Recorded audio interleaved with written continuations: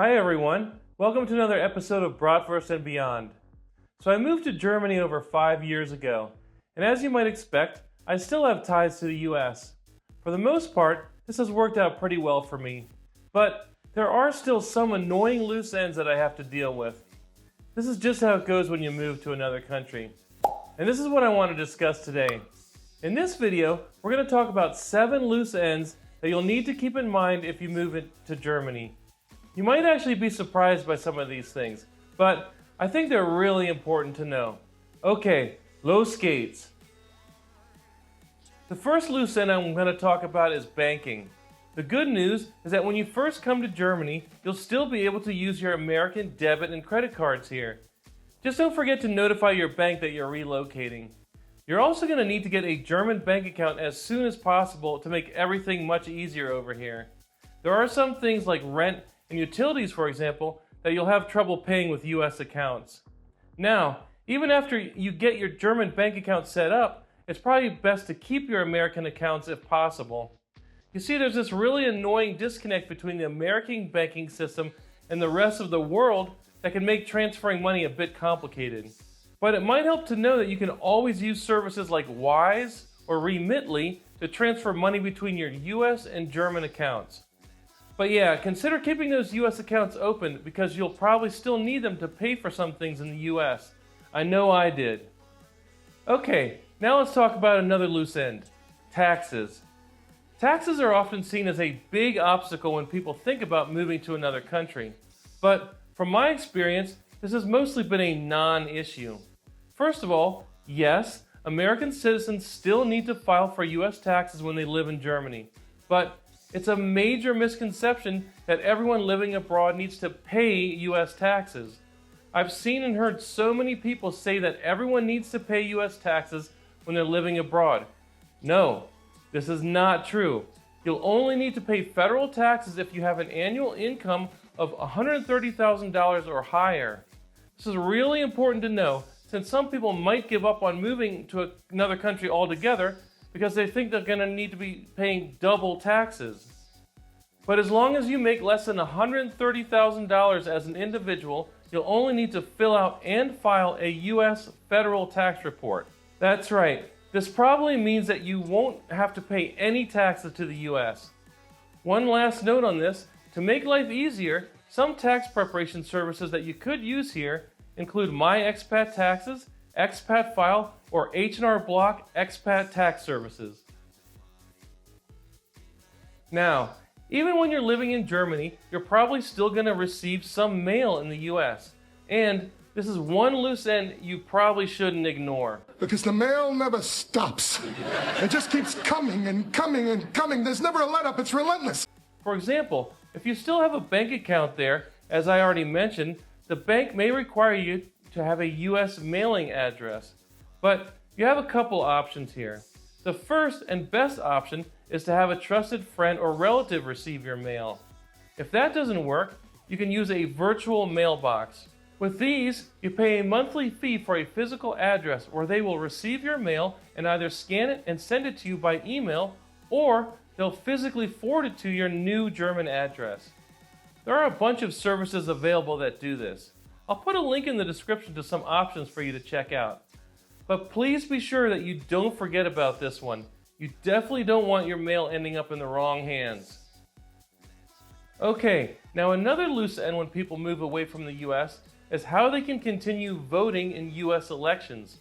Well, first of all, I'm happy to report that you can still vote in US elections while living in Germany without too much trouble. The main limitation is that you'll only be able to vote in federal, primary, and general elections. Now, the details of how this works will vary based on the US state that you last lived in. I'll put a link in the description for more information on this.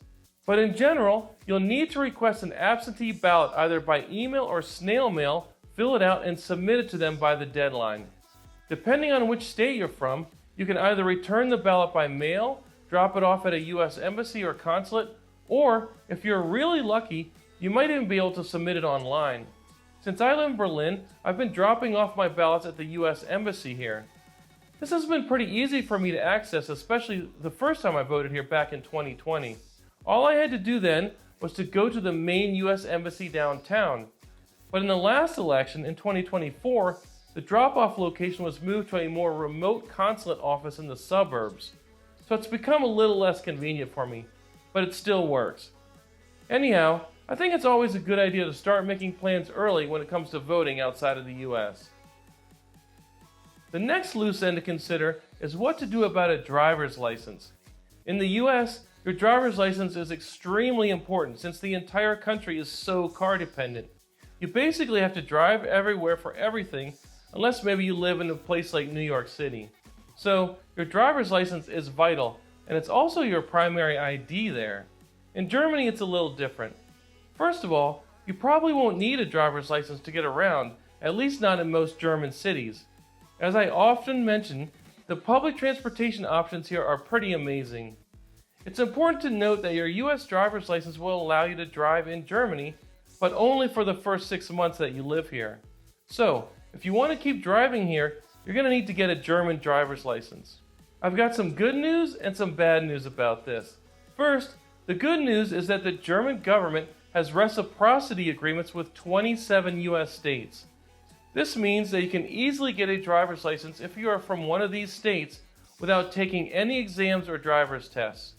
If you're from one of the 23 other states, however, I hate to tell you this, but it's going to be a bit harder for you to get a driver's license.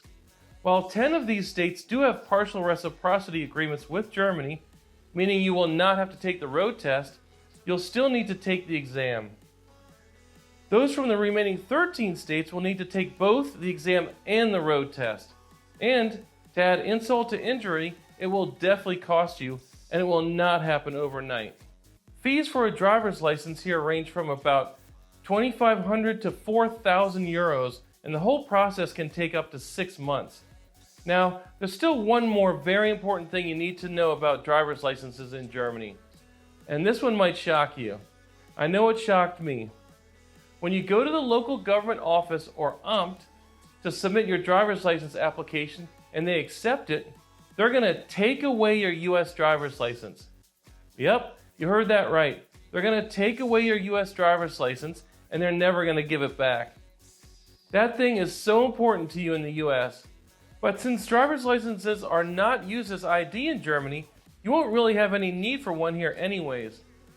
So now you've been presented with a problem. What are you going to do if and when you travel back to the US and you want to get around there? Well, luckily, your shiny new German driver's license is valid in the US if you're visiting for up to a year. And as for an ID in the US, you'll have to use your US passport, which is another thing you're going to need to keep on top of. You'll need to make sure it doesn't expire while you're living in Germany. Another possible loose end when you move here is what happens to your US citizenship. Well, unless something changes, you can keep your US citizenship while living in Germany. And you can even become a German citizen and still hold on to your US citizenship. As everything currently stands, dual citizenship is also possible. Now let's say you move here, eventually get your German citizenship, and decide that you have no intention of ever going back to the US. And maybe you don't want to spend any more of your time filing those annoying US tax reports every year. Well, it is possible to renounce your US citizenship if you want. I'll put a link in the description with more info about this in case you're interested. But let me just say that renouncing your citizenship can have significant consequences. First, you'll have to pay a $2,350 fee, and you may also need to pay exit taxes. And this will be a permanent renunciation. You won't be able to get US citizenship ever again, and you'll need a visa just to enter the US in the future. So that's a decision that probably shouldn't be taken too lightly. As for me, I intend to keep my dual citizenship. To end on a lighter note, I want to talk about entertainment and some last loose ends that might actually make the transition here a little easier for some of you. If you want to stay connected to the more enjoyable parts of American culture while living in Germany, you might like this one. At first, I was worried about not having access to all of the best American entertainment over here. But I can assure you that you can get almost all of the same American shows and films that you want here in Germany. Here we have Netflix, Amazon Prime Video, Disney Plus, Apple TV Plus, Paramount Plus, and HBO Max. We also have Spotify, Apple Music, Amazon Music, and more. With most of these services, you can just continue using your same US accounts. The only exception I'm aware of is Amazon. For this, you'll need to get a German Amazon account if you want it to work over here. One final note for anyone a little older like me who plans to bring any physical CDs, DVDs, or video games from the US along with you. Well, while CDs will play here no problem, it's important to know that all US-based DVDs and video games are actually region blocked. This means that if you want to play them here in Germany, you'll also need to bring a player from the US. That's why I lugged my PlayStation in my suitcase across the Atlantic. So those are all of the loose ends I have for you today. As you can imagine, many of these may never go away, so I guess I'll just have to continue dealing with them. Luckily, none of them really take too much of my time or effort. Alright everyone, that's all I've got for now. As usual, I hope this was useful for those of you who are thinking about moving to Germany. Don't forget to like and subscribe to be notified about future videos. I'll see you all again soon. Tschüss, bis später!